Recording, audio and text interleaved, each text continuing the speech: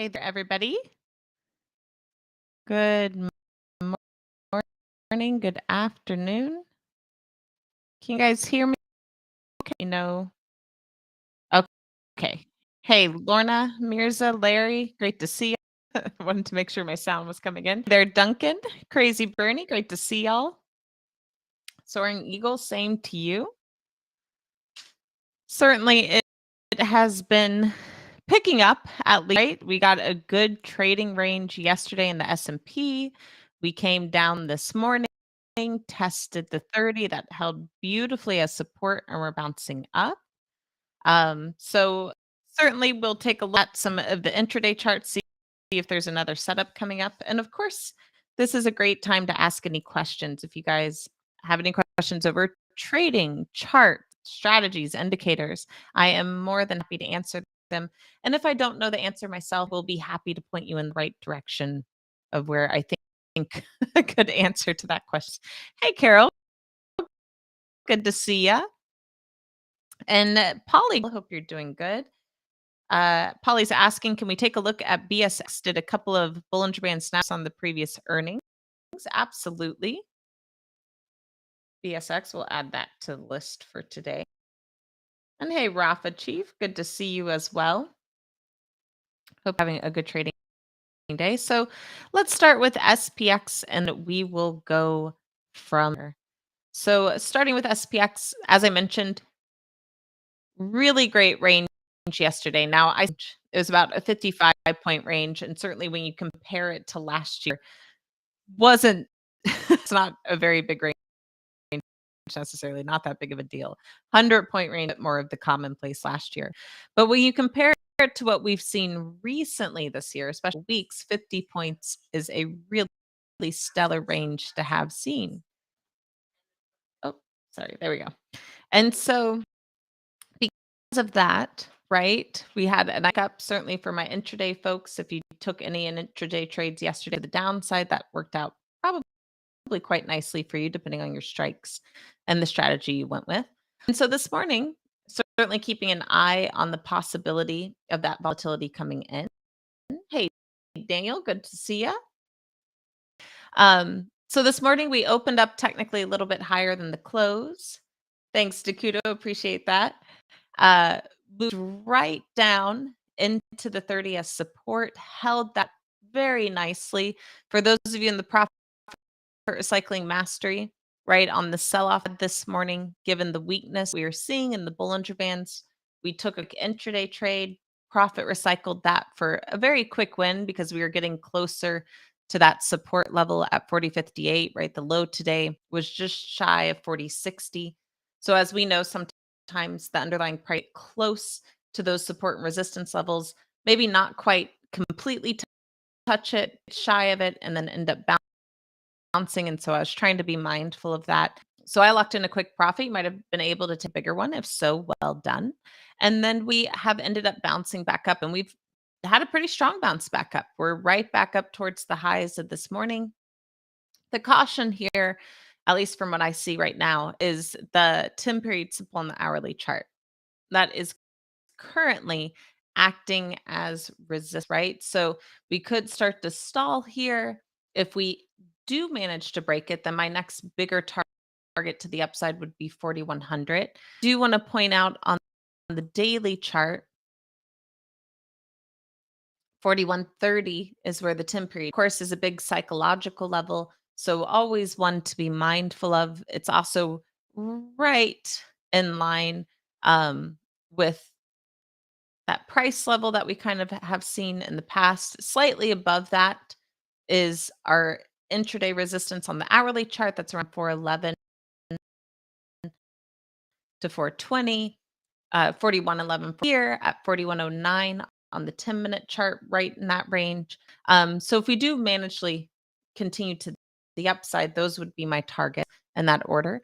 However, if we start to stall here and find ourselves reversing back down, we do, of course, on the smaller time frames, have support very close to us.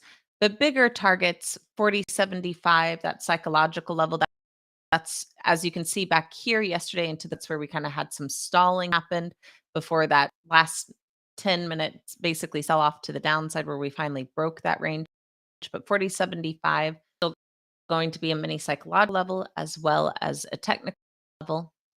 On our smaller frames, you can see on the 5-minute chart, it's right by the 30 and the ATR trailing stop. On the 10-minute chart, it's right by the 10 period simple. And then, of course, if we do manage to break below that, then back down towards the lows around 40.60, 40.58 would be the next target to the downside. So what we've seen a lot was quite a bit of chop. And so the caution I kind of have here is, do we continue finding that chop now just in a lower range? Or do we actually start to pick up on some movement? We, of course, had Google and Microsoft with their earnings come out. So two of the bigger names and components of the market. We still have Amazon coming out later this week. We have Apple next week. So certainly the market appears to be at least keeping it on those earnings announcements to see if it wants to get a little bit more of a directional move and finally break out of this consolidation range. It breaks out of the consolidation we've had for story, but maybe we could actually start to get a bit more of a trend move again. And that consolidation for the year, for those of you who are not aware, basically 4,200, just shy of that level to the downside, has been holding as a price resistance. That's also right where weekly resistance is for the S&P. It's the 100, I'll pull up the chart period simple on the weekly chart, as well as right above that is the ATR trend top at 42. Quite a bit of resistance that we'd have to break above. And certainly since last year when we started to trend below 100, we've had a very difficult time breaking above it and then holding that as support. You can see back here was the initial break. We tried to break back above the 100. That basically failed, brought us lower. We got a second chance going into August to get that break above and made a bullish trend running. That failed to hold. That brought us into the lows of the year back in October. And then since then, we haven't even, at least at this point, managed to break above the 100 period simple. It's still a pretty strong line in the sand, if you will, for the market. So be very mindful of that. But specifically this year, what has also been a line in the sand and report is the 3,800 level, which you can see down here at the end of last year, and you can see it's continued to do so. So that's kind of the choppy range that we're in now, which is only like a 400 range, which certainly gives us a lot of ability to take trades in between that. But for those of you who are like me that certainly look for a bit more of a trending market, whether it's to the downside or to the upside, that's just not quite what we're getting this year, at least not as of yet. So we'll see if earnings can kind of continue to bring this down or if we kind of stay stuck in this range. You can see the past, 4 weeks, basically the past month. This is the smaller range that we've been in where the 10 on the weekly's been holding support, but 4,200 continues to hold as resistance. So pretty choppy. Certainly from the way I've been doing that is I've been a bit more mindful of the capital risk I'm putting out there. I've been keeping it on the smaller side of what I am normally like that. So let me catch up on the questions here in the free room, and we'll still look at BSX poly absolutely. And then Bim Bim, where's the place to go as a complete beginner? This is certainly a really good place to be, I say, because one, first of all, if you don't already have this spreadsheet, I know I've posted it in here a lot, but I also know people, those of you who are hearing this on repeat, I apologize. It's always good to, one, maybe have the information sink in a little, hear it repeated. But two, it helps out certainly for those of you who are new, who don't have or aren't privy to this document. But I would certainly check out. Let me copy this and post it in the free room. I'll also post it in the chat over on Twitch and on YouTube. But if you guys don't have this Google spreadsheet bookmarked, I would certainly consider doing so. And Bim Bim, I look at this. Let me actually open it up myself. Show you guys on the screen what it looks like. But basically, this here is a really great guide for beginners. We have a lot of introduction videos that not only myself, but other traders have done here at Simpler, where it goes through, at least for myself, I know the topics that I did is I went through a lot of beginner introductory option style strategies. So you have intro to strangles, to straddles, to diagonals, intro to vertical spreads, debit and credit spreads, butterflies, specific butterflies like ironflies, broken wing butterflies. I also did a video about all the indicators on my charts. And then, of course, if you have a little bit more information that you want on a specific indicator, I do have some videos around that as well, like the Bollinger Bands, the compound breakout tool, the divergent bars. So this is a really good knowledge base to go and start your education with. And the best thing about this document is as long as you're signed into the Simpler website, even if it's just for the free room access, you should be able to click this link and it will take you right to where that video lives. So you don't have to go searching through the archive or anything like that. It will take you right to that video. And it has some really good education. I know the majority of the videos I did, which all the videos I did are in column B. I did PowerPoints around to truly try and make it as educational as possible for you guys. So certainly check that out. And of course, like I said, if you have any questions, this is a really great room to ask it because it gives us the time to really dive in and answer those questions together. So let me know if you have any, and I will be happy to help you out. Hey there, Alberto. Good to see you as well. And then, Crazy Bernie, you pay attention to psychological level twos. I think it's certainly helpful. So, Crazy Bernie mentions the 25, the 50, the 75, and the 100. And I completely agree. Those are levels that I am also very mindful of. I will say, personally, the 100 and the 50, I'll pay attention to certainly on an intraday time frame. But I'll also be mindful of those on the bigger time frames, like the daily and the weekly chart, right? Those usually have a bigger grasp of open interest around those kind of price levels. Whereas the 25 and 75, don't get me wrong, those can still have quite a bit of open interest around it. But at least from my experience, from what I've seen, I usually look at those more from an intraday perspective. So, for example, right, going into the close, 40.75 made an intraday kind of point of view to see whether or not that price level could hold. And then ultimately it did end up breaking into the close. Whereas those bigger numbers usually see a more respect around it, even from a daily and longer time frame. So something to be mindful of.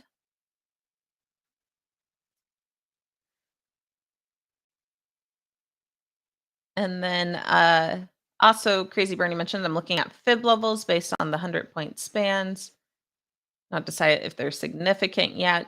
You can certainly keep an eye on them, right? I have, for example, one way to do that on Thinker, if you're trying to be like mindful of a range, is to get just a little alert out there. And so, for example, I have 42.1870 set as an alert currently for SPX.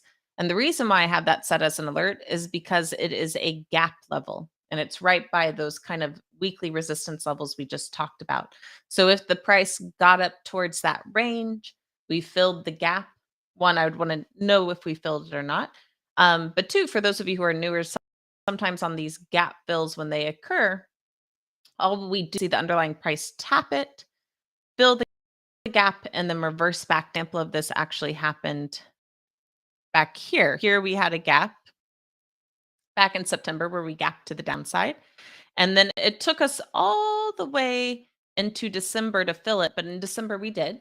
And we moved just a little bit higher and noticed that 4,100, right? Also, that big psychological level.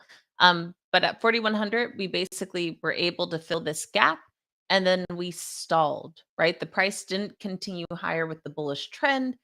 All it was looking for was basically that gap fill. And then we started to consolidate and ultimately went down a little bit before it finally tried for that run higher again. So that is one of the things I look at. So that might be something certainly to consider. Um, and then Larry, I've just started taking daily divergent bar trades. And they've been working well? Excellent. I love hearing that. Yeah, divergent bars, for those of you who don't know, it is an indicator I have here at Simpler Trading. And the nice thing about them is they usually have a good probability of following through with a higher high or lower low compared to the bar that prints the divergent bar. So, for example, today on the daily chart, we are currently forming a bullish divergent bar. Now, that might not print into the close, so we want to wait closer into market close to confirm whether or not it's valid. But if it is valid, right, and that signal prints, then there's a good probability that within the next 3 bars, so on a daily chart within the next 3 days, we end up seeing some sort of follow through with a higher high. A bearish divergent bar is looking for that possibility of a lower low. And then, of course, Larry, one thing to be mindful of, just because one, it's always good to be mindful of this, but two, especially whenever you get back to back divergent bars, like we have seen, there's still a good chance that they'll follow through. But overall, it is a sign typically of chop and consolidation. And so, what can happen is that the bar can technically follow through with a higher, higher, lower, low, but sometimes it barely follows through. Like a great example is here we had a bearish divergent bar, followed through with that lower low, a bullish one, then printed afterwards, barely followed through with a higher high. We had a bullish one, barely followed through with a higher high. Certainly, if you held it for a few days, that kind of helped out, maybe a profit for the trade. But then we had a bearish one, followed through with the lower low. And you can see overall in that range, what happened was just consolidation, a bit more of a trending move. So I'm glad they're working out well, though. Love hearing that, certainly. And then Bim Bim, if you look right above in the alert section of the Simpler Trading free room, that's where I posted it. So you should be able to use it. And then Larry mentions I use additional fact take the trade like only uptrend for bullish, downtrend for bearish. I completely agree. I think that's a great way to go about it, certainly. And another thing to certainly consider because of the choppy market environment we're in is to maybe consider doing credit spreads, right? Things that benefit beta decay, where you don't necessarily need the strong directional, or if it's one of those divergent bars that barely follow through with the higher high, the credit spread may give you a little bit more flexibility and still being able to take a good profit or still being able to hold to the trade a bit longer versus a more directional trade, which is usually what I look at, to be honest, but always good to be mindful. You're not going to use every strategy in every market environment, right? Some work better in some markets versus others. And certainly with the chop that we've seen recently, usually credit heads and things that benefit from theta decay, like unbalanced butterflies, might be a better strategy and consider. So happy to answer this question. Let's go on to BSX now. Polly was looking at that one. Pull it up here.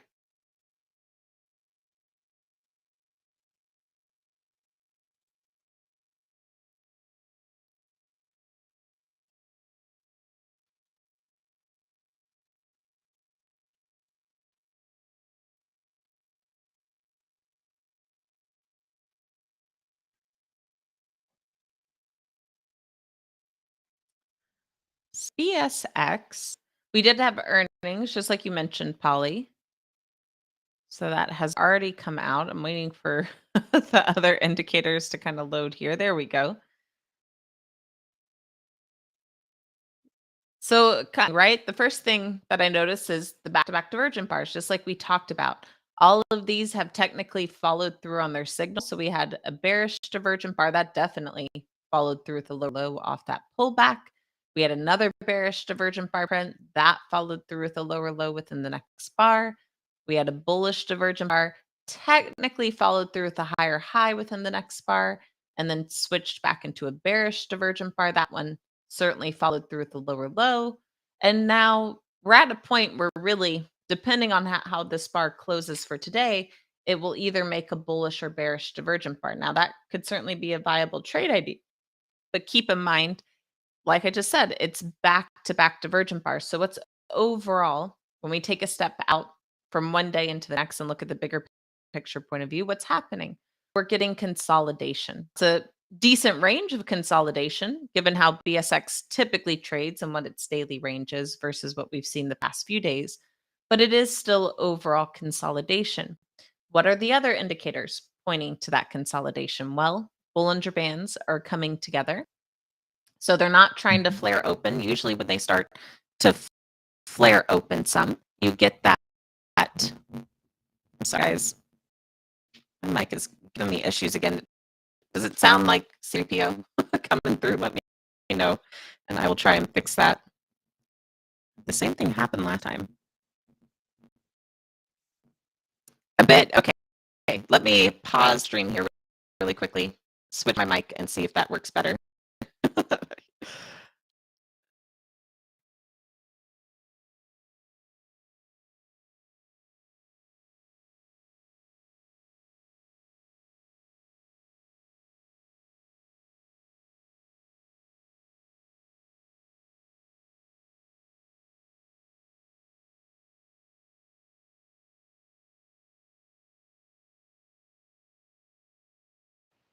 Okay, and let me restart the room here.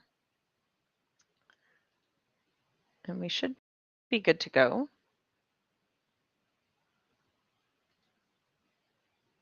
I have to figure out that cord. So something keeps messing up on that main mic I have. Okay, let me restart the free room.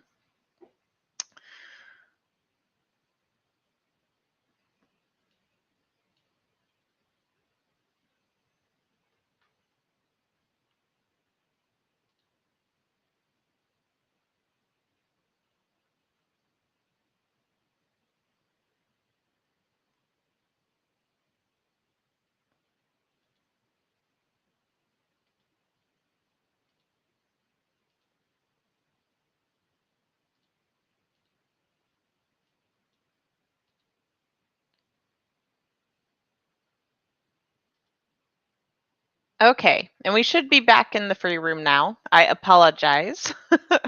I did switch to my backup mic, so hopefully that sounds a bit better for you guys. Perfect. Thanks, Polly. Appreciate that.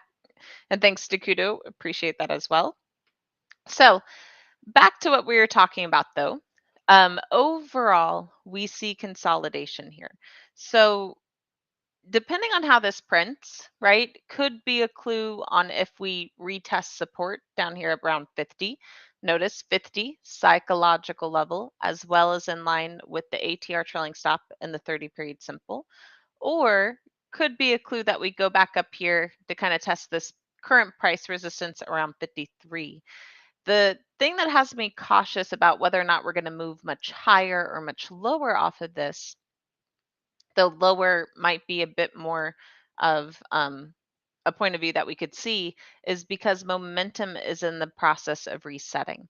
So momentum recently, right before the earnings, went up to the top of the axis. And this is a sign of overall exhaustion. So when we see that exhaustion hit, we know one of two things can happen with the underlying price. Either the underlying price will stall and consolidate, and that allows momentum to reset. A great example of that was back here. So we had a great run up, we hit bullish exhaustion. It needs to reset back towards the zero line. So we're starting to see that. And then what happens with the price? It pulls back a little bit and then basically chops, right? It doesn't really move down, doesn't really move up. It just hangs out. And as it hangs out, that allows momentum to reset. So that's the first scenario. The second scenario that could happen, which is what leans a little bit more to the bearish sentiment, is it could pull back with momentum, right? The underlying price to where it gets a little bit more of a dramatic sell off in line with the momentum bars moving back to the zero line as well. Now, from a technical standpoint, right, especially on the top side of the chart, we don't see much of that happening. The trend is still overall bullish. The Bollinger Bands are more consolidating, so they're not flaring open to the downside, anticipating that sell off, at least not yet. And then, of course, we are doing a really good job of holding support levels with those back to back divergent bars in place. So, to me, right now, all of this looks more like a sign of consolidation. Um, So, Polly, I know you asked about this one. Were you looking at a specific trade idea around this, or were you just looking at it as a potential after earnings trade? Certainly, like I said, compared to its normal daily range, it has a potential good opportunity for an intraday trade given the range. After earnings pop. Okay, so let's take a look at that. Here we had earnings where we had a bit more of a directional move after the announcement.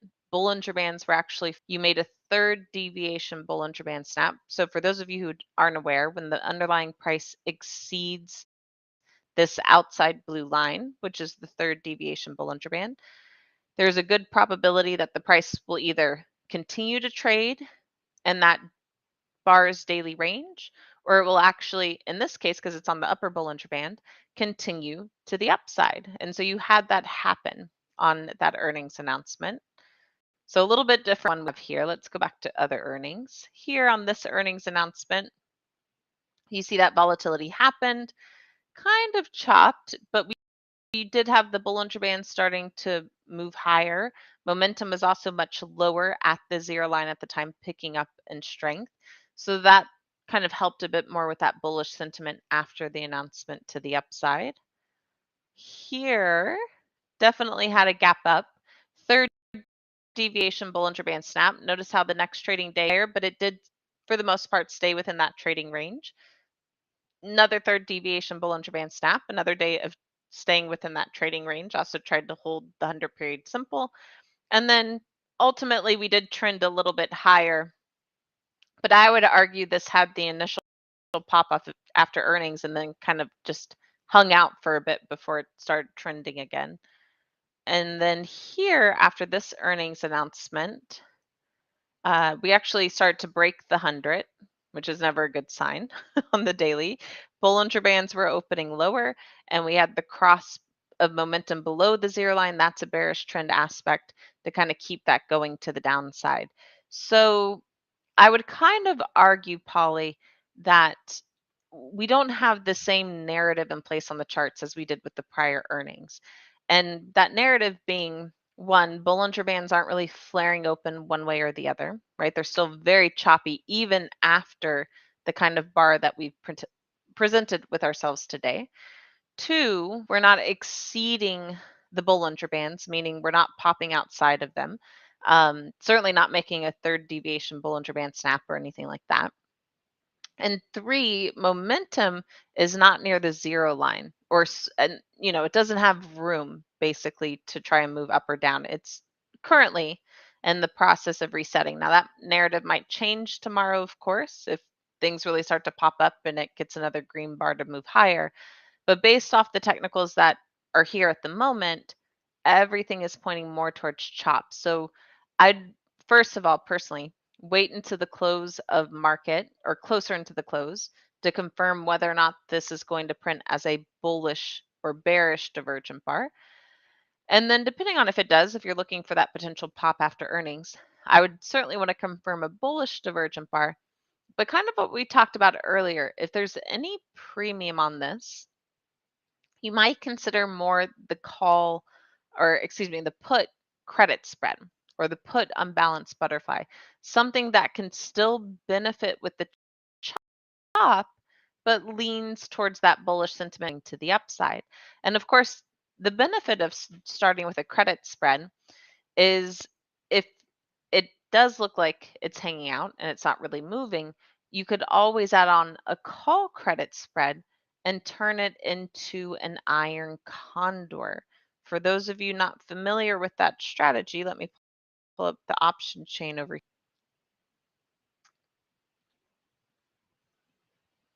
And let's just go ahead to BSX. We'll see if there's any premium on this to where that makes sense. It is monthly expiration, so if it had weekly expiration, I'd be a little bit more inclined. Keep in mind, monthly means that there's a lot of time for that theta decay needing to work. So that's not usually the best look.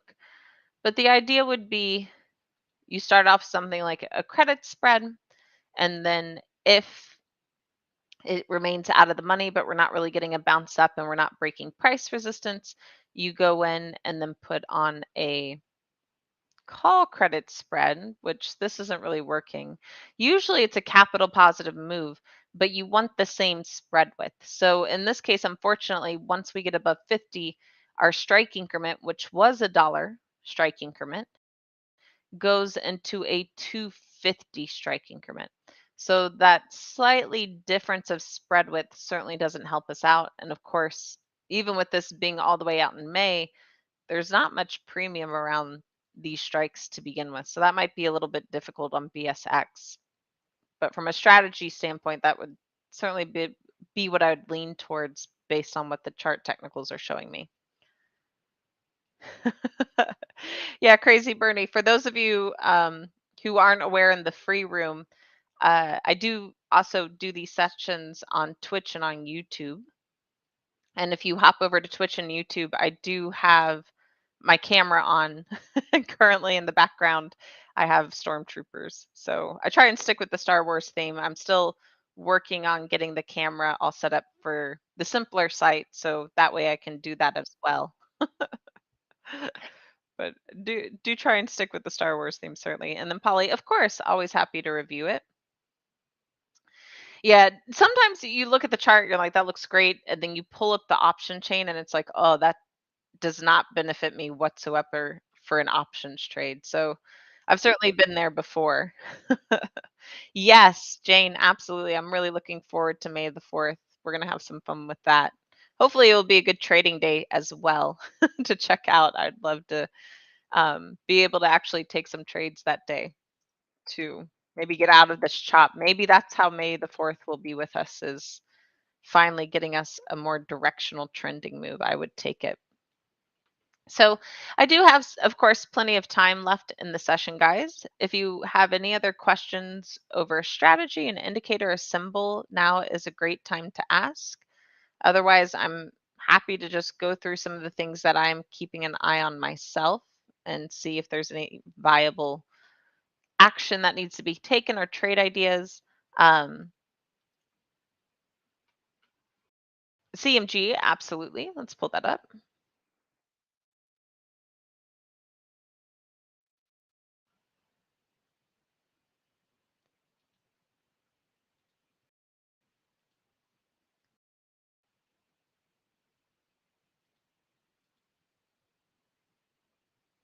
I've been a little slow today.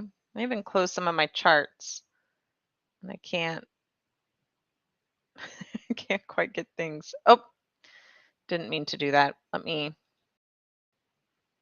I'll just pull up this one for now. Close the wrong chart. There we go. So CMG, beautiful pop. And this is a weekly chart. I'm guessing this is off earnings. So let's go back to the daily.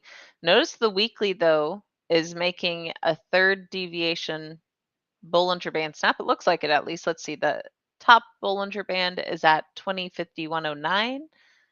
Oh, just shy of it. So the high so far for the week is 2047.31. If we can exceed the third deviation Bollinger Band, even though it has such a strong pop from the open of the bar and the open of the week, it could either one, stay in this range, or actually continue higher. And the few reasons why it could continue higher outside that third deviation Bollinger Band snap is it, one, has room on momentum to continue higher and show that strength. Two, it has the bullish signal still valid in the compound breakout tool. And then, of course, we can see what happened last time around earnings, right? Last time around earnings for the week, a similar situation happened. We had a third deviation Bollinger Band snap. We also had the benefit of a bullish divergent bar. And you can see that followed through with the higher high the next couple of weeks. Not necessarily a strong higher high, but it still moved to the upside before it finally found exhaustion and started to chop before pulling back with momentum. So that might help you out some if you're debating about staying bullish, but let's pull up the daily chart here.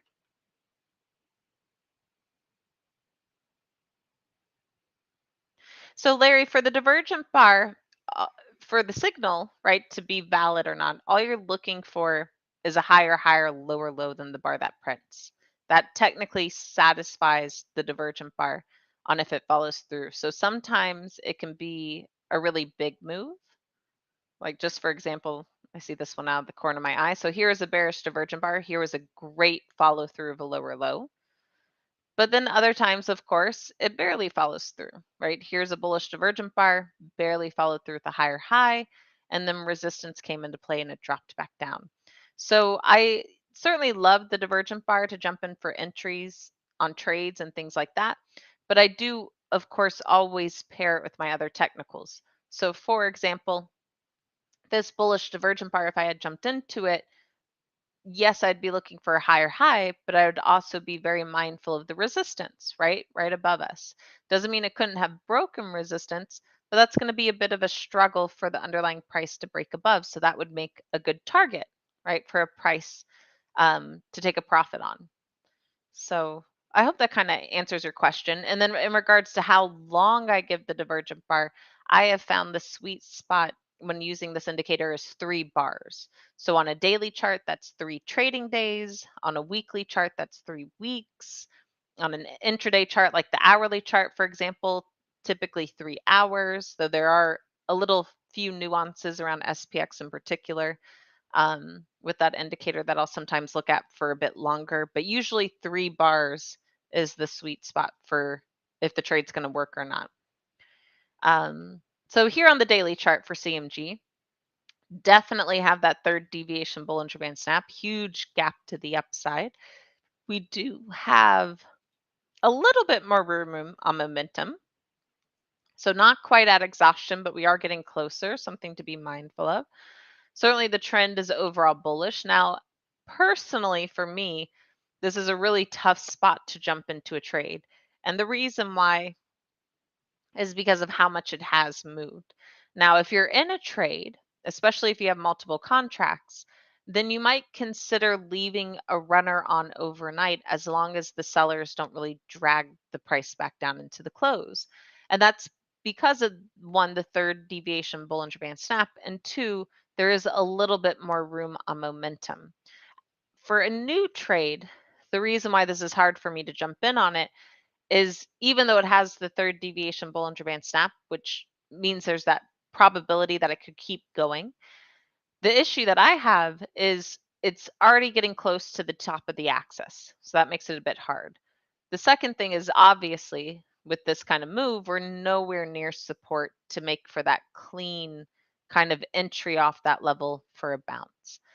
And usually when I take something where it's a third deviation Bollinger Band snap, it's because maybe it still has a valid squeeze or there's plenty of room left on momentum for us to really take that setup and keep going. And a great example of this actually was just last week. I'm trying to remember what trade it was that we did though.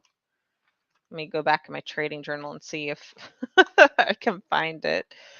But we did it in the mastery.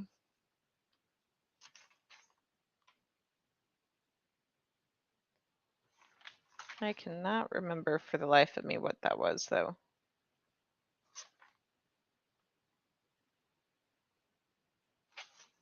Let's see. Let me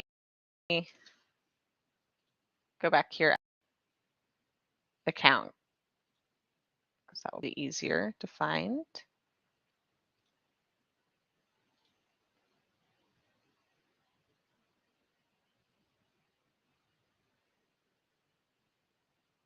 Was it STNG? It might be STNG. Let's see. I think it was. I think this is the one I'm thinking of.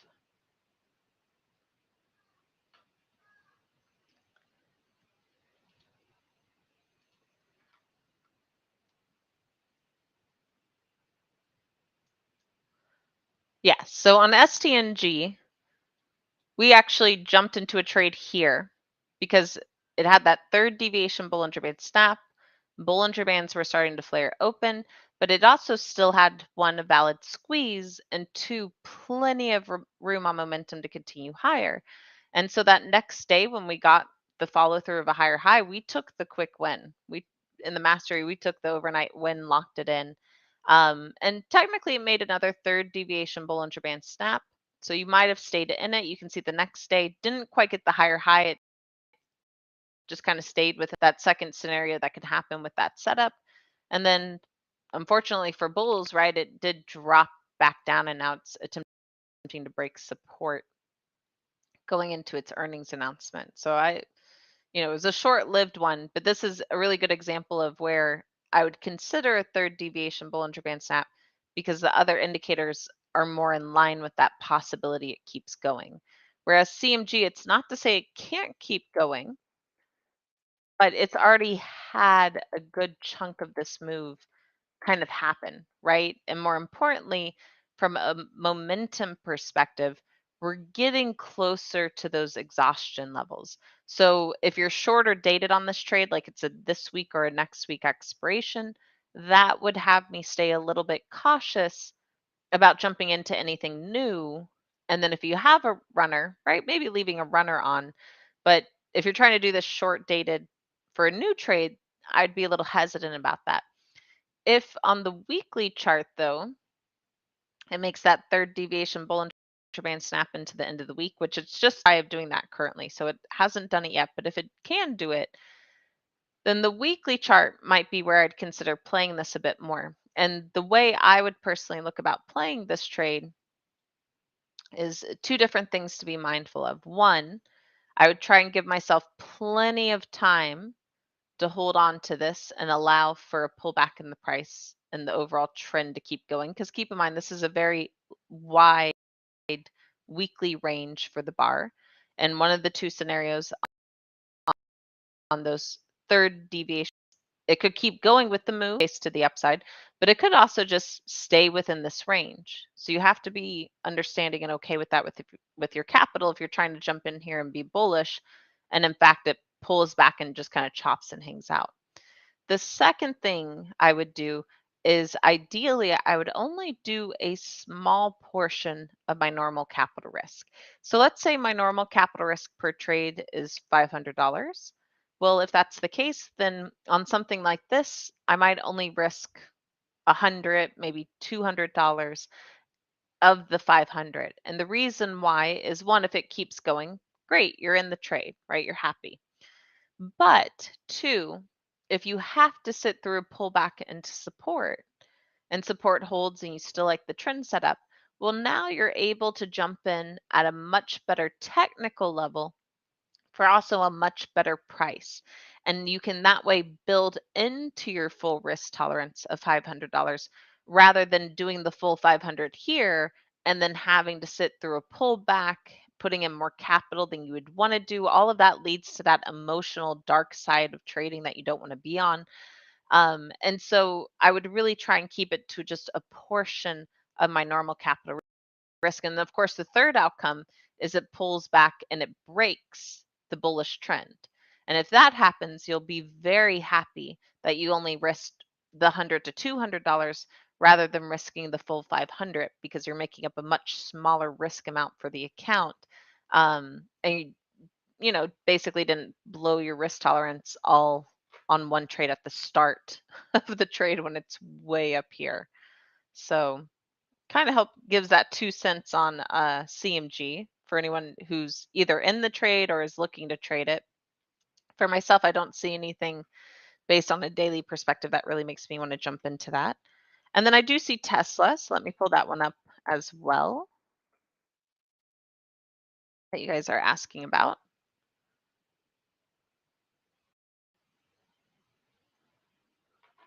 Write this down in the journal what we looked at. So CMG, Tesla.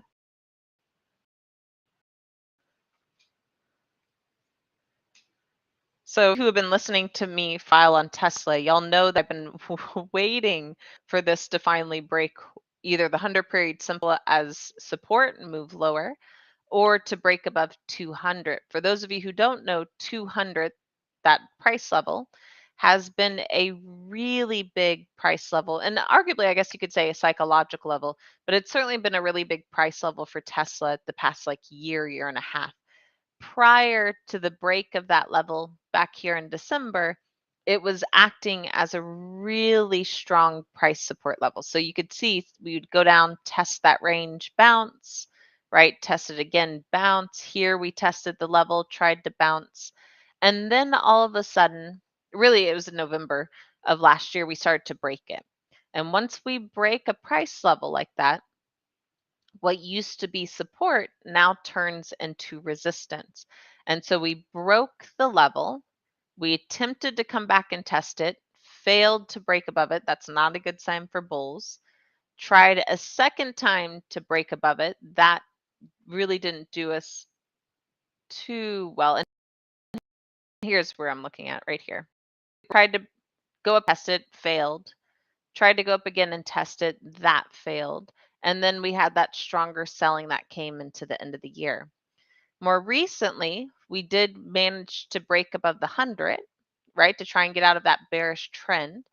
But 200 has still been a level to give us trouble. We've seen a few breaks to try and get a bullish trend going, but ultimately it ends up stalling, failing, and we've basically been in chop for quite some time of the $200 price level holding as resistance and the 100 period simple trying to maintain support. And earnings finally got us a stronger break of that level. Once again, great example of a third deviation Bollinger Band snap, this time on the lower Bollinger Band. Notice the next day, we stayed trading in that range, right? One of the two possibilities. The following day, we actually started to get a slight move lower, and then the trend has continued to the downside ultimately. Now, once again, what was a better entry maybe to take that trade to play lower? Well, momentum still had plenty of room to the downside, and the squeeze was just starting to fire. So both of those were clues that said, hey, if you did still want to jump into a trade idea, even though we're not necessarily near resistance or as close to resistance as you might like to be for the entry, there's still a lot of room and energy behind this move to the downside that could keep things going, which is what we're getting at right now. And so I like this because this to me looks like we could finally start to break out of a trend. Now, as you can see, I have a few alerts. All of these levels on Tesla are looking for potential gap fills to the downside. So if you are in something that is bearish, you will want to be mindful of 150, right? 50, that psychological level. So 150, you'll want to be mindful of. But if we do start to break below that, 146.41 would be my next target to the downside. That has this gap that it made back here off the last earnings to where it could end up filling. And then we certainly have some gaps that are lower from a while ago. And this is another actually good lesson to learn. So as you can see, I mark gaps and I'm mindful of that as a level. But when a gap happens, like this gap to the upside, I don't immediately look to take a trade off of it saying, oh, it made a gap, therefore it has to reverse and fill the gap. That's just not how it works.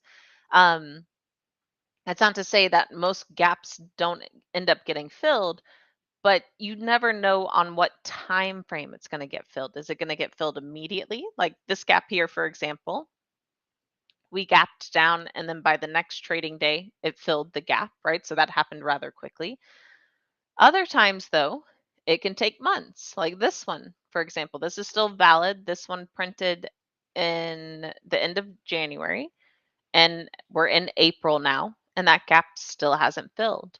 And I say this because it's a lesson that I learned on SPX the hard way. I used to trade gaps a lot more frequently as like a setup back in the early days of my trading.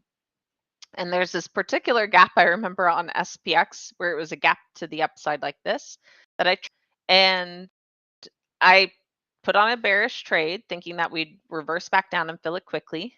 Lost on the trade, right? Did not happen quickly. And so I didn't take a new trade idea off of it, thankfully. But I was like, you know what? I'm going to track this gap and I'm going to see how long it takes to potentially fill. It took a year for the market to flow to the upside and then drop back down to finally fill that gap. So keep that in mind. If you see a gap happen, it's not the best idea to immediately take a trade off of it, but mark the level, right? Know where that level is to where if we start to reverse back down like we're doing here, there's that possibility that eventually it could end up getting filled. Because like I said, there's a good probability that gaps end up filling in the market. It's just the question is how long will it take for that to happen? And sometimes, of course, right, it's not 100% that gaps get filled. So, off of that educational note, I will say the gaps that you make to the upside like this are usually that small percentage that don't get filled. And the reason why, of course, is because when we take a step out, the market overall is a bullish beast, right? It trends naturally to the upside longer term. So, of course, the gaps that have a harder time getting filled are the ones where you gap to the upside because there could be a chance that we never get back down to that price level. And so that's certainly the case here with Tesla, right? Overall, a bullish narrative. Now, of course, recently with last year, we've had quite a bit of pullback and selling. So there is still a chance maybe we can get these gaps filled.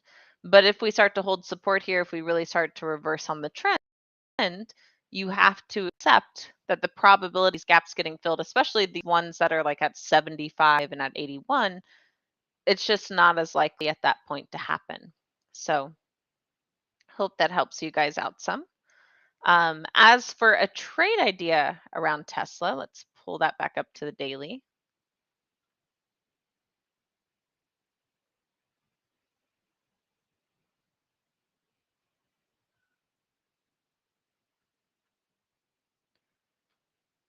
So it's kind of similar to CMG in the sense that it's not near a resistance level that makes me really want to dive into a trade. Certainly not with my full risk tolerance. But unlike CMG, it still has a lot of room to play to the downside. And we do, of course, have some targets that could end up helping drive the price lower. So this is actually, I think, the trade I looked at with y'all. So if you did jump into this trade, I think it's actually gone up some in value. So well done, because we were looking at this closer to 160. But it was the 155, 150. Currently now that spread is about $1.97, $1.98. So the idea is that we do continue with the trend lower, go and test the psychological level by next week, and that would still allow for a $3 profit. So it's still not a bad risk versus reward, but of course this looked much better when we were trading at 160. The other way you could go about doing this is still look at a spread, but go slightly lower. Do 150 as your long, 145 as your wing. That's about $1.30 for next week. And this, of course, would go off the idea that not only do we move down to test the psychological level of 150, but we also go down to potentially fill the gap at 146. If we can go down and tap that level to fill the gap, the majority of the spread would be in the money and it would allow for a profit. You could, of course, look at a long put if you really want to do something like that. But just be mindful of your capital risk if you decide to do a long put. And the main reason why I say that is one, once again, we're not near resistance. So you'd have to be okay sitting through a potential pullback, a test of the 100. And if the 100 fails, right, then it reversing. And the second thing is we've seen a lot of chop recently, right? Look at the market. The market has been pretty choppy. And so with that chop in mind, even though Tesla does look like it's starting to trend, it could sudden go down to 150, hold it as a psychological level, and then we just find ourselves in a new range of chop down here. And so you always just want to be a little mindful of that, at least in the current market environment. If we start to see volatility pick back up again and we can get some more trending moves, then I'm all for doing long calls and long puts in a directional play. But currently, I'm just trying to be a little bit more mindful of that possibility of chop. And therefore, I'm leaning towards strategies that either one benefit or two looking at strategies that help keep my risk a little bit lower. So instead of jumping into the 150 put at a 286 cost basis, I'm looking at a spread that only costs me a fraction of the cost and still allows for really nice profit potential if the move happens in my favor. So I hope that kind of answers your question on Tesla, but there's plenty of room to keep going lower. And 150 and 146.41 would be my short-term targets to the downside. Of course, Dahl, not a problem. Always happy to help out. Really quickly back to SPX before we get to the end of the session here for my intraday folks. We did technically make a bearish divergent bar the first hour, and it is in line with the trend. Really, the trade I would want to go off of here if it prints would probably be the current bearish divergent bar, because you have the possibility of following through with not only this lower low, but then this one down here, given the 3-bar rule, right? Because this one still has another hour to try and go back down and test the lows if it's going to happen within the 3-bar time frame. The only caution about this is momentum on the hourly chart is definitely at exhaustion. So we started to move lower yesterday. We actually started to push the axis lower on that move to the downside. But now we're starting to get a green bar. So if this green bar prints, and it's not just a one-off bar like it is here, but we get like 2+ green bars in a row, then that could be a sign that we've reached bearish exhaustion. And just like what we talked about earlier in the session on bullish exhaustion, the same thing is through bearish exhaustion, where one, we could just end up chopping here, and that allows momentum to reset. Or two, the price could actually start to bounce back up, momentum resetting, and we get a stronger reversal back towards 4,100, 4,120 to test those intraday resistance levels there. So something to be mindful of. But if this ends up printing a bearish divergent bar, one to consider would be, because we are right by resistance, some sort of call credit spread. So you could go with something like at the money, right? It's about a 215 credit, 285 risk. Usually I personally like my risk versus reward to look a little bit better, but on credit spreads, that's not too bad to see for an at the money trade idea. And of course, as long as we don't break above 40.85, ideally, if we start to move lower, this will end up being profitable. But even if it just chops here, as long as the underlying price doesn't exceed 40.85, this would still end up being a profit by the end of the day. And for those of you familiar with the profit recycling strategy, you could always look to profit recycle this, lock in a profit without triggering that pattern day trading rule, and then set up a fun bonus trade into the close, very much like we did in the mastery earlier today off the sell off to the downside. The other way you could go about trading this is maybe go up a little bit more. Let's price it out and go with an unbalanced butterfly. Now, this is a little bit more of an advanced strategy for those of you who are new, and certainly check out the video on unbalanced butterflies in the spreadsheet that I posted here in the chat, or in the alert section, depending on what room you're in.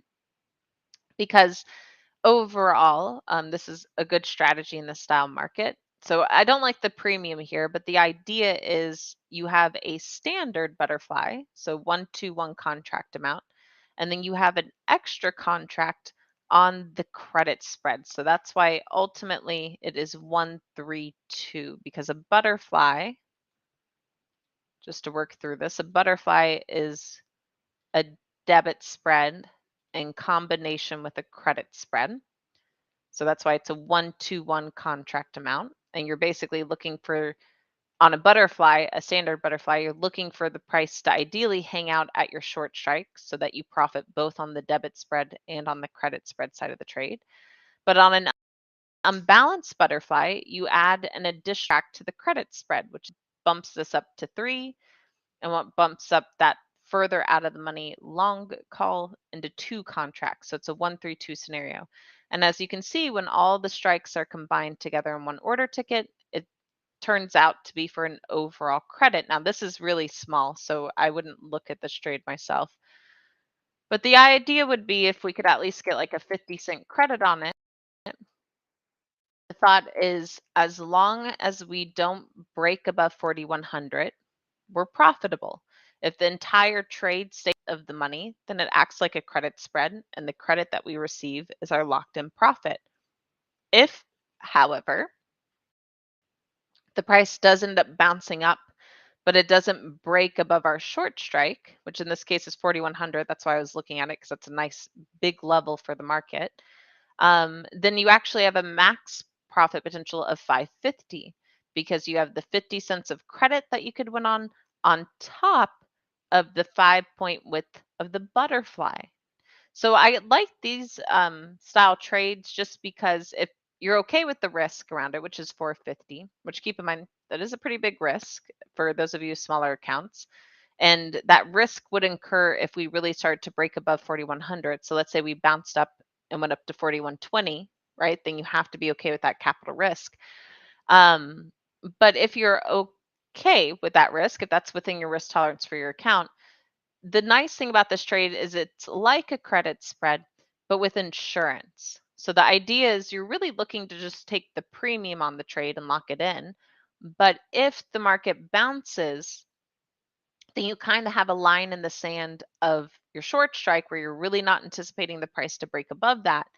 And if it goes up into that level but not doesn't break it, then you have basically the insurance of the butterfly kick in for that bigger profit potential later in the day. So like I said, currently the mark on this, the mid price between the bid and the ask, just does not make sense in my book to jump into this style trade. You'd either have to bring your strikes closer or wait for a bigger bounce into that level. But that would be technically another way to look at it strategy wise. And we have our second green bar here into the end of the session. Are doing a good job of holding resistance. Looks like we're trying to roll down. So it might be a possible entry here to the short side.